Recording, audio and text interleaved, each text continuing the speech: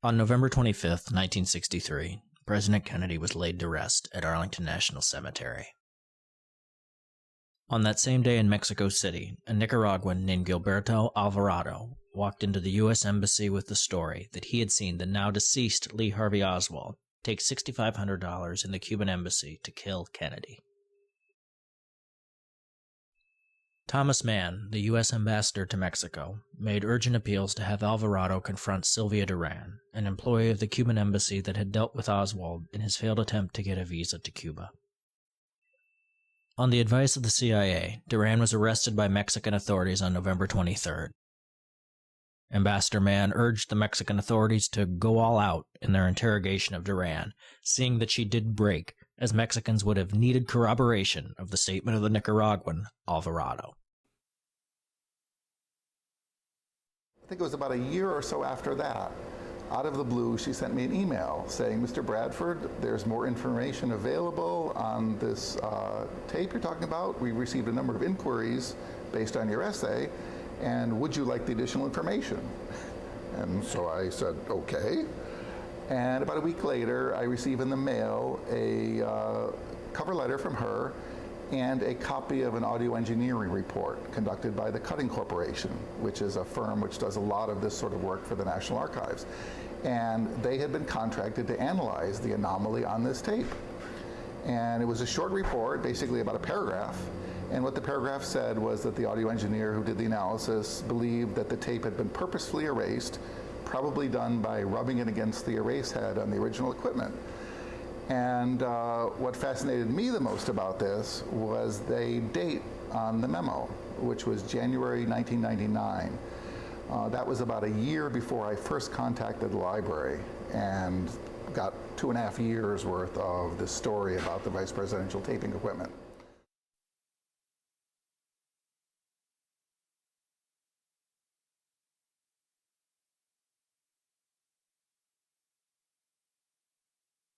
Speaking on tapped telephone lines, on October 1st, 1963, a man calling himself Oswald mentioned a meeting with a Soviet official named Kostakov, a suspected KGB agent. A CIA memo to the Warren Commission later stated that Kostakov is believed to work for Department 13. It is the department responsible for executive action, including sabotage and assassination.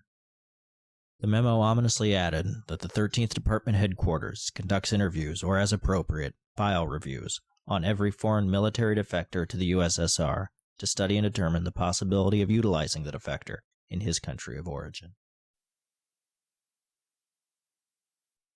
At that point, I decided, well, it's time to talk to journalists.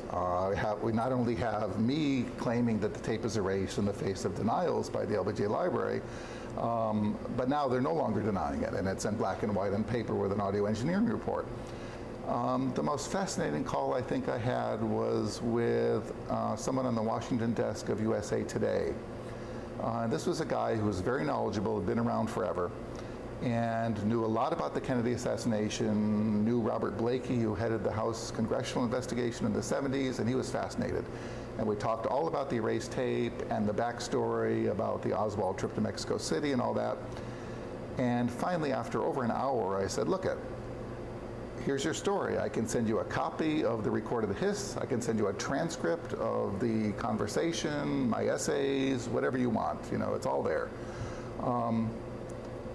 And I said, do you want to run the story? And there was a long pause. And he said, you know, my editors here keep telling me I need to be writing more upbeat news, and I don't think this qualifies. And that was an amazing moment for me, because I had read a lot of the books by this point, and a lot of the allegations of cover-up and so on in the Kennedy assassination. And this was the first time that it came home and was personal. And more than that, even, here it was now, I think, 2003 by that point. And the story of an erasure of a presidential tape that was now 40 years old was still too delicate to handle. Yep.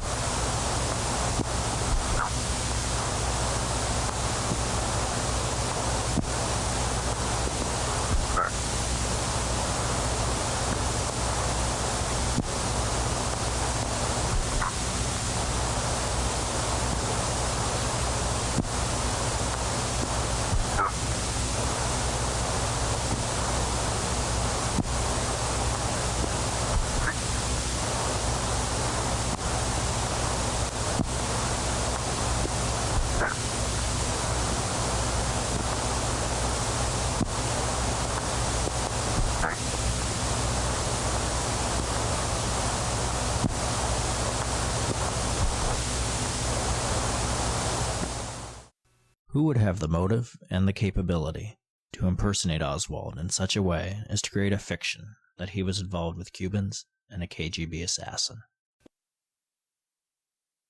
On September 24, 1964, the Warren Commission released its report, concluding that Lee Harvey Oswald acted alone in the killing of President Kennedy and was not part of any conspiracy, domestic or foreign.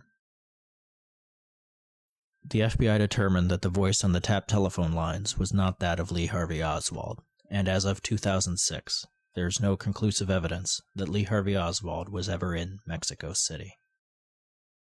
The identity of the second person using Oswald's name in Mexico City remains a mystery. No attempt has ever been made by the federal government to locate this individual. Unanswered questions abound in the search for the truth behind the Kennedy assassination, an investigation where every puzzle piece creates a new puzzle, and every answer, a new question.